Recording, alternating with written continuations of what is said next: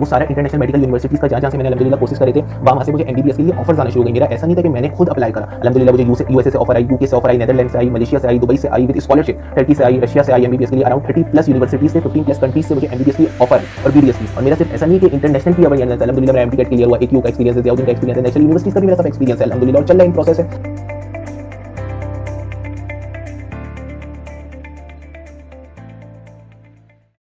Assalamualaikum, this is Imad Ahmed. Today in this short video I will be providing you the guidance regarding the international as well as the national medical universities mainly concerned with the program of MBBS, BDS, DPT और D Pharmacy।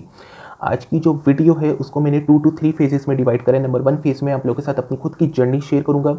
Second phase में मैं आपके साथ international universities की guidelines दूंगा, क्योंकि international medical universities या basically उनकी जो डिफरेंट कंट्रीज़ हैं जो ऑफर करती हैं एमबीबीएस, बहुत ज़्यादा कंट्रीज़ हैं, उसके बारे में हमारी जो गाइडलाइन है या जो हमारी उसके बारे में हमारे को अवेयरनेस नहीं होती है। क्योंकि नेशनल मेडिकल यूनिवर्सिटीज़ तो हमारे को बहुत लोग गाइड कर देंगे, बहुत वीडियोज़ हैं, हमारे को उसमें इतनी प्रॉब्लम नहीं आती, हमारे को पता होता है वो उसकी क्या रिक्वायरमेंट्स हैं। मगर इंटरनेशनल मेडिकल यूनिवर्सिटीज़ की हमारे को ना उनकी एकेडमिक रिक्वायरमेंट पता होती है, ना हमारे को उनकी एक्स्ट्रा करिकुलर रिक्वायरमेंट पता होती है, ना हमारे को उनकी टाइम हमारे को पता होता है, ना उनका हमारे को पोर्टल्स पता होते हैं कहाँ हमारे को फाइल अप करना है हमारा केस। तो इंटरनेशनल मेडिकल यूनिवर्सिटीज़ के बारे में ये वीडियो है और ये बेसिकली टारगेट वीडियो उन्हीं को कर रही है जो फ्रेश एमडीकेट 2021 देंगे या जो रिपीटर्स हैं, एज अ सेकंड चांस उनको अपना इंटरनेशनल मेडिकल यूनिवर्सिटीज़ किस तरह फाइल अप करनी है, किस तरह उनको इंटरनेशनल मेडिकल यूनिवर्सिटीज़ में अप्लाई करना है, ये वीडियो आज उसके बारे में है। तो अगर मैं वीडियो को शुरू करूं तो अगर मैं आपसे अपनी खुद की छोटी सी जर्नी आप लोगों के साथ शेयर करूं जो आपको एज अ मोटिवेशन लेनी है, और इंशाल्लाह मैं यही चाहूँगा कि आप लोग एमडीकेट 2022 मुझसे भी हायर नोट पे फिनिश करें, मेरी यही दुआ रहेगी और आप लोग की भी यही मेहनत और यही आपको एज अ मोटिवेशन इसको लेके चलना है मेरी स्टोरी को।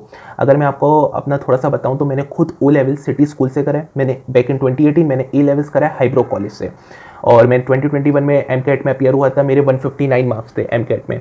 अच्छा, मेरे एमकेट के साथ साथ जैसे आपका ए लेवल्स, क्योंकि 2019 से ऑनवर्ड जो आपका ये कोरोना वायरस का पेंडेमिक आउटब्रेक हुआ है उसके बाद से सारी चीज़ें ऑनलाइन चली गई थी, बहुत ज़्यादा फिजिकली क्लासेस होना या फिजिकली लेक्चर्स बहुत ज़्यादा मिनिमम हो गए थे और आपकी सारी चीज़ें जूम गूगल हर चीज़ आपकी ऑनलाइन हो गई थी।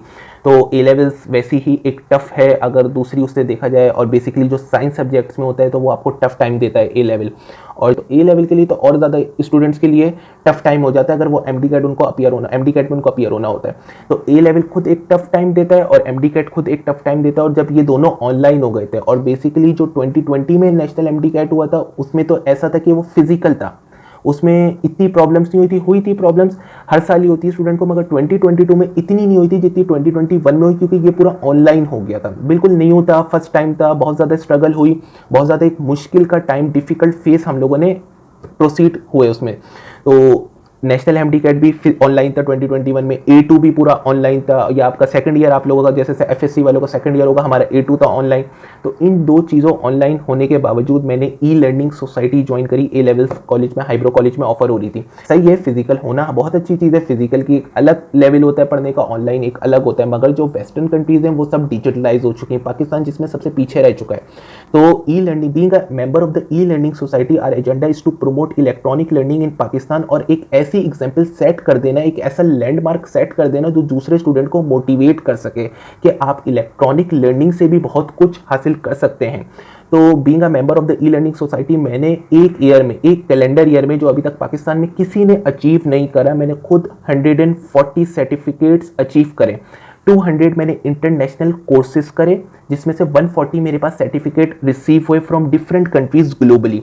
अब आप लोग कहेंगे कि इंटरनेशनल कोर्सेज क्या होते हैं, तो इंटरनेशनल कोर्सेज बेसिकली ये होते हैं different platform, EDX, future learn, Coursera, ये डिफरेंट ऑनलाइन प्लेटफॉर्म्स हैं जिस पे इंटरनेशनल यूनिवर्सिटीज जैसे university of Michigan number 1 university of world, उसके बाद university of Readings, university of Leeds, university of Michigan और यूनिवर्सिटी ऑफ क्या कहते हैं अपना डिफरेंट यूनिवर्सिटीज़ कंट्रीज़ की जो टॉप रैंक या टॉप नॉच यूनिवर्सिटीज़ हैं वो अपने मेडिसिन में, अपनी प्री इंजीनियरिंग में, कॉमर्स में, डिफरेंट फील्ड्स में अपने कोर्सेज ऑफर करते हैं। अच्छा, ये कोर्सेज जो जिस लेवल के होते हैं वो एक यूनिवर्सिटी स्टूडेंट ही इसको अप्रोच कर सकता है, क्योंकि इनका लेवल बहुत हाई होता है। या तो एक यूनिवर्सिटी स्टूडेंट इसको वो कर सकता है, अप्रोच कर सकता है, या आपका जो आपकी यूनिवर्सिटी के बाद जो आपकी पोस्ट ग्रेजुएशन लेवल जो होता है वो इसको अप्रोच कर सकता है। अगर आप करना चाहें, अगर आप बहुत ज़्यादा मोटिवेट हैं आप अगर, तो कुछ भी इम्पॉसिबल नहीं है, मैंने भी करें, आप लोग भी कर सकते हैं, कोई बहुत मसले वाली बात नहीं है।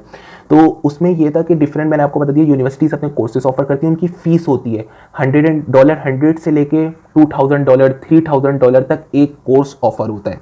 अच्छा, एक कोर्स ऑफर जो हो रहा है उसकी जो फीस होती है उसमें स्कॉलरशिप्स होती हैं, उसमें जाहिर सी बात है स्कॉलरशिप भी मिलती है अगर आप डिजर्विंग हो।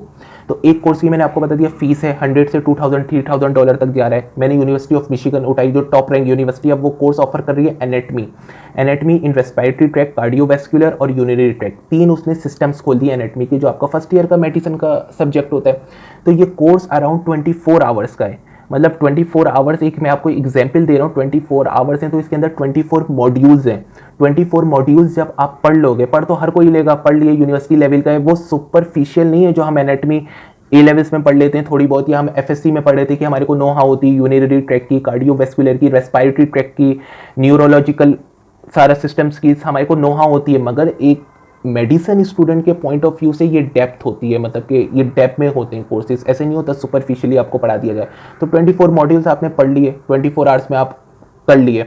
उसके बाद आपको ऑफर होंगे 24 टेस्ट, और हर टेस्ट में आपके 9 मार्क्स होने चाहिए आउट ऑफ 10, मतलब हर टेस्ट में आपके पास 1 MCQ की आपके पास 1 MCQ आप गलत कर सकते हो, बाकी आपके 9 24 में से सही होने चाहिए। 24 टेस्टों में 9 MCQs आपके सही होने चाहिए जब आपका कोर्स वो कंप्लीट होगा, जब आपको वो यूनिवर्सिटी उसका सर्टिफिकेट देगी PDF फॉर्म में, और आपका डेटा यूनिवर्सिटी के पास सबमिट हो जाएगा।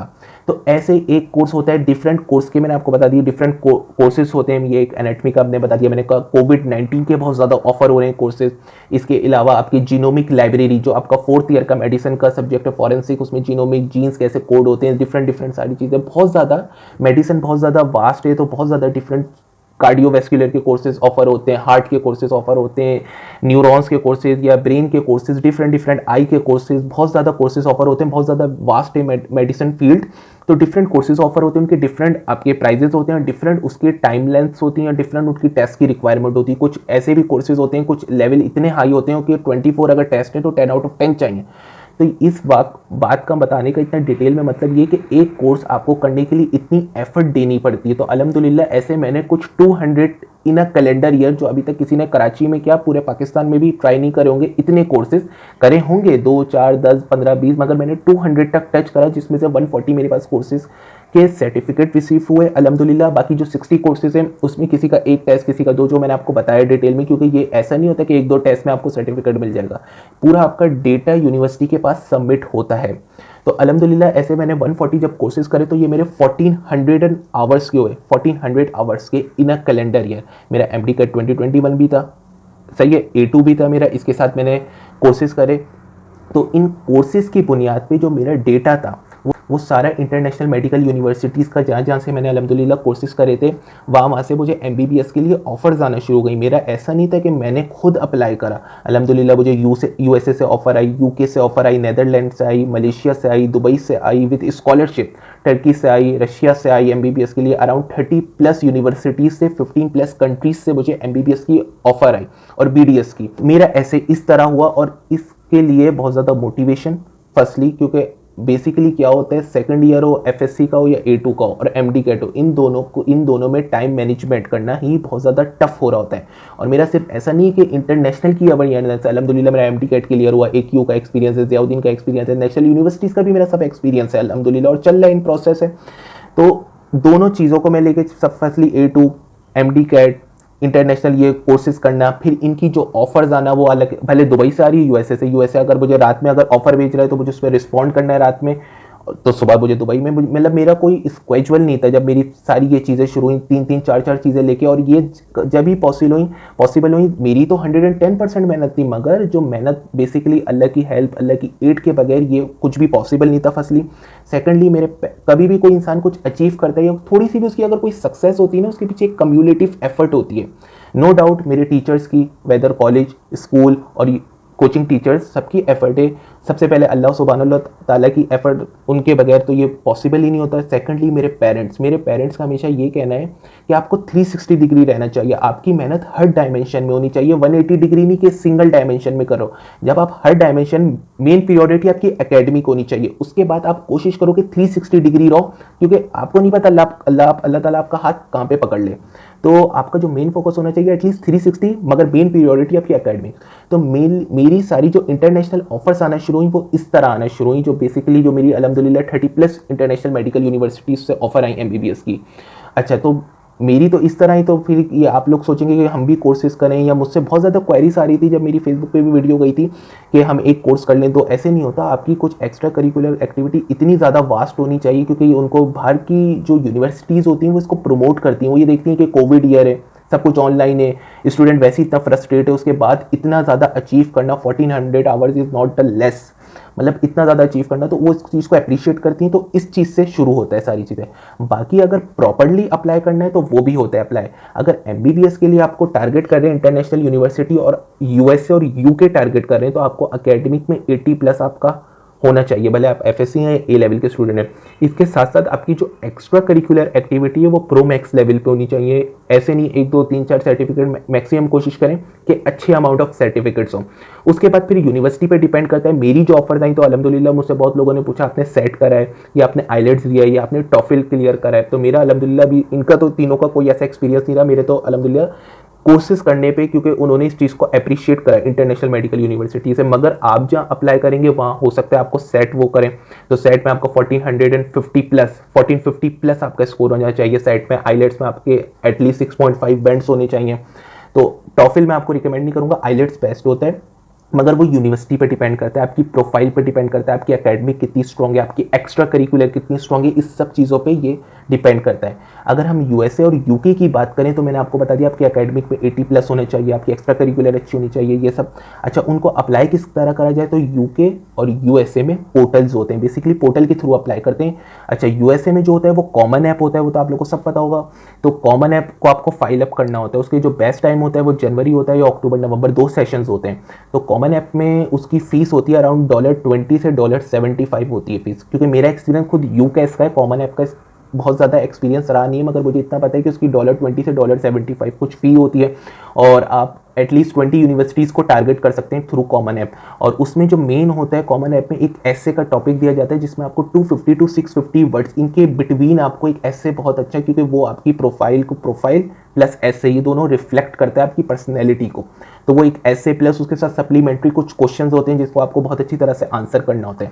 तो ये पूरा कॉमन ऐप का प्रोसेस होता है। इसकी ये फीस मैंने आपको बता दी, 20 यूनिवर्सिटीज़ को एट ए टाइम टारगेट कर सकते हैं, 5 till between 20 आप इसको टारगेट कर सकते हैं। इसके अलावा आप क्या कहते हैं, ऐसे होता है, उसके साथ सप्लीमेंट्री क्वेश्चंस होते हैं, और आपको ये जनवरी या अक्टूबर नवंबर में 2 सेशन होते हैं। मगर अगर एमबीबीएस की यूएसए में बात की जाए तो पर ईयर अगर आप अफोर्ड कर सकते हैं तो 45 to 50 नॉर्मल यूनिवर्सिटीज़ का कॉस्ट करता है। तो यूएसए और यूके थोड़ा सा इस फाइनेंशियल पॉइंट ऑफ व्यू से एक्सपेंसिव है। और अगर यूके की बात करें तो यूके 40 to 45 लाख कॉस्ट करता है फॉर एमबीबीएस प्रोग्राम। तो ये दो जो कंट्रीज़ हैं, तो ये इनका जो एमबीबीएस प्रोग्राम है वो एक्सपेंसिव है।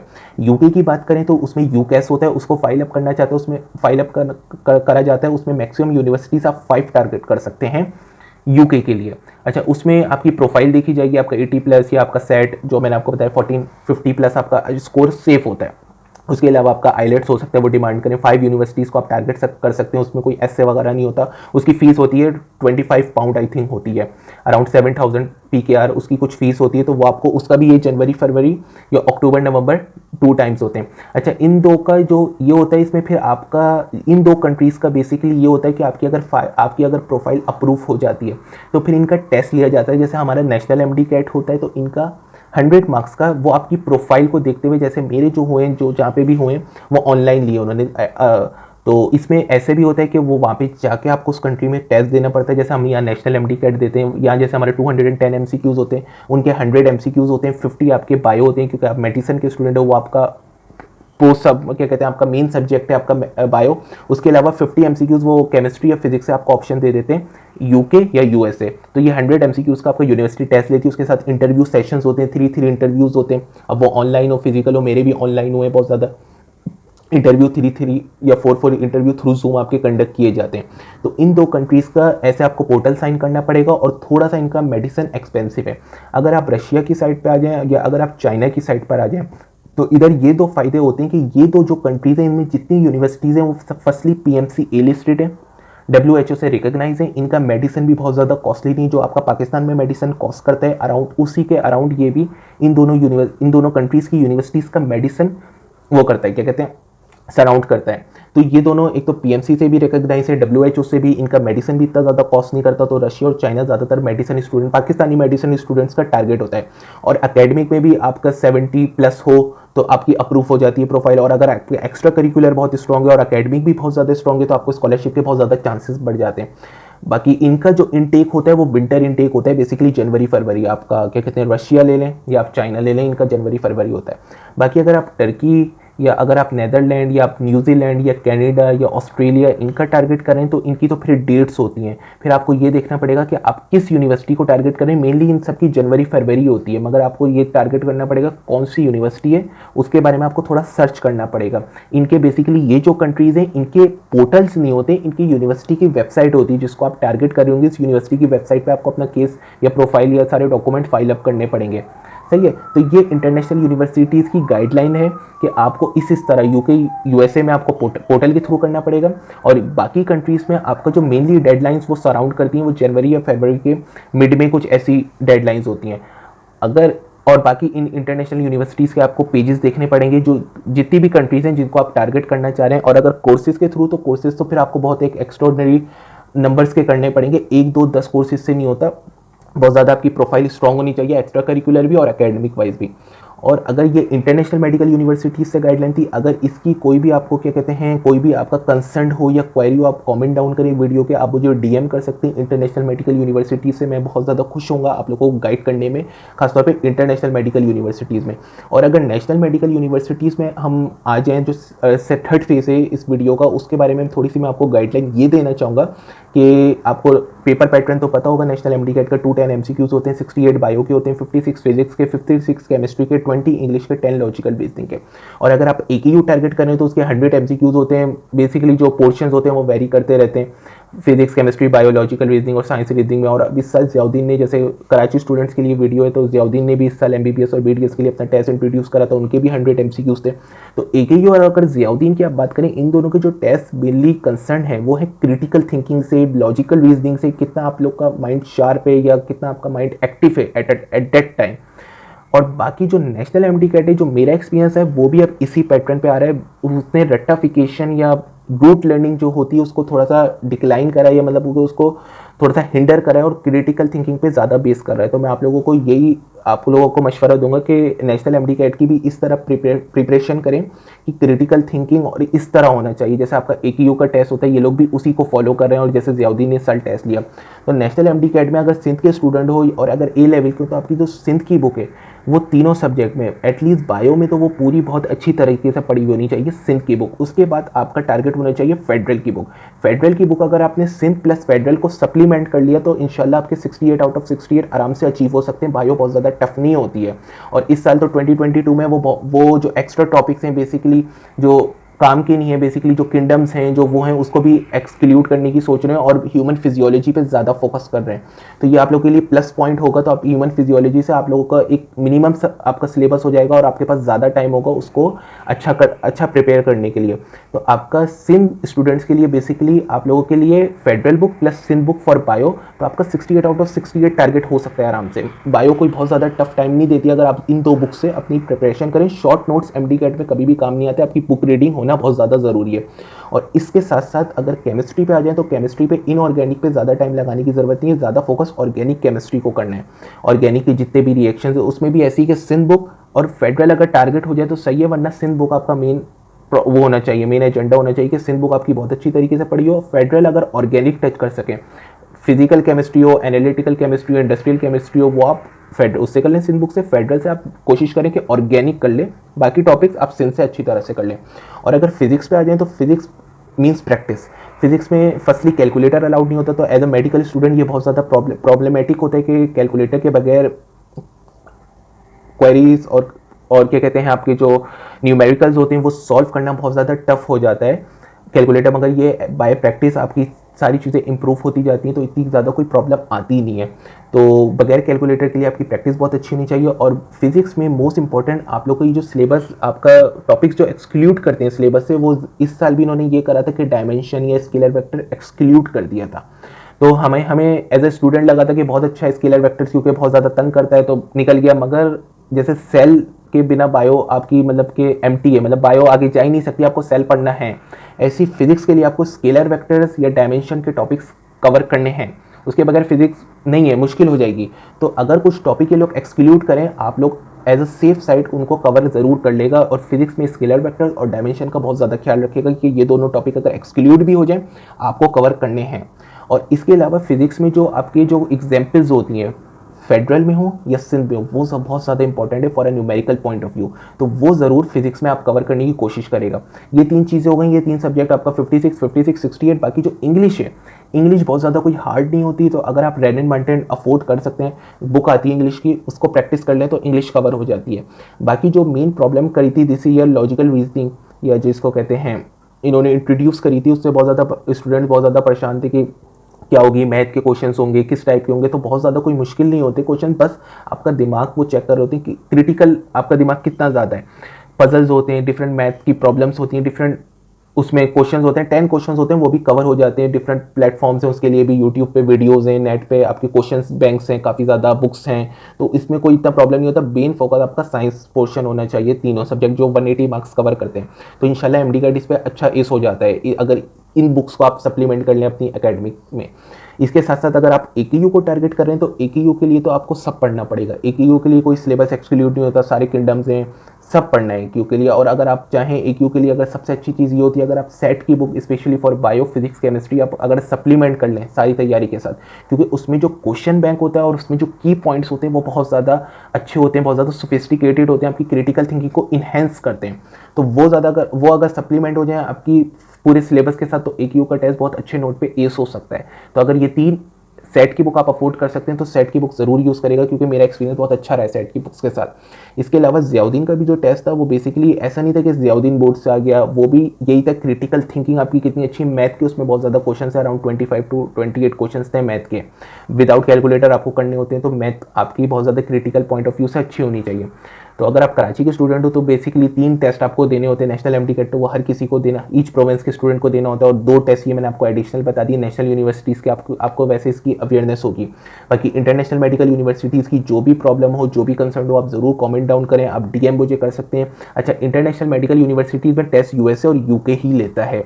जो मैंने आपको 100 एमसीक्यूज़ का बताया, 50 फॉर बायो, 50 फिजिक्स आप चूज़ कर सकते हैं या केमिस्ट्री चूज़ कर सकते हैं। बाकी जितनी कंट्रीज़ हैं, टर्की ले लें, कनाडा ले लें, नेदरलैंड ले लें, न्यूजीलैंड ले लें, आपका दुबई ले लें, जितनी मेडिकल यूनिवर्सिटीज़ इन कंट्रीज़ में लाई करती हैं, और भी कंट्रीज़ हैं, ये एकेडमिक 70-75 प्लस लेते हैं और एक्स्ट्रा करिकुलर आपकी अच्छी होनी चाहिए। फिर ये डिसाइड करते हैं, कुछ इंटरव्यू सेशंस होते हैं, इसके अलावा और ज़्यादा कुछ नहीं होता। बस जब आप ये सोच लेते हैं कि इंटरनेशनल टारगेट करना है, तो वो थोड़ा सा हेक्टिक हो जाता है, क्योंकि वो बहुत ज़्यादा पंक्चुअल होते हैं, वो आपको रिस्पॉन्ड फ़ौरन करेंगे, आपको भी उनको रिस्पॉन्ड करना है थ्रू ईमेल, आपको इंटरव्यू के लिए जूम पे फ़ौरन ऑनलाइन होना है। तो जब इंटरनेशनल मेडिकल यूनिवर्सिटीज़ आप अप्लाई करने जाएं तो बहुत ज़्यादा आपको प्रो मैक्स लेवल पे आपको एक्टिव होना पड़ेगा। ऐसे कुछ भी अचीव नहीं हो जाता, कुछ आपको अपना छोड़नी पड़ती हैं, कुछ चीज़ें आपको कुछ अचीव करने के लिए, बिग सक्सेस के लिए अगर आप जब जा रहे हैं तो आपको बहुत ज़्यादा चीज़ें छोड़नी पड़ेंगी उसमें, क्योंकि ये जो टाइम होता है बेसिकली एफएससी या ए लेवल या एमडी कैट का, ये जो तीनों चीज़ों का ही टाइम होता है, ये बहुत ज़्यादा टफ होता है, बहुत ज़्यादा स्टूडेंट डिप्रेस हो जाते हैं। तो ये एज अ मोटिवेशन मेरी एग्जांपल को लेना है और हर चीज़ को अच्छे नोट पे एस करने की कोशिश करनी है। बाकी जो भी आपकी क्वेरीज हो आप कमेंट डाउन कर देगा, मैं आपकी सारे सबको आंसर करने के लिए मैं वेट कर रहा हूँ इंशाल्लाह, जो भी आपकी क्वेरीज हो। फ़ी अमान अल्लाह।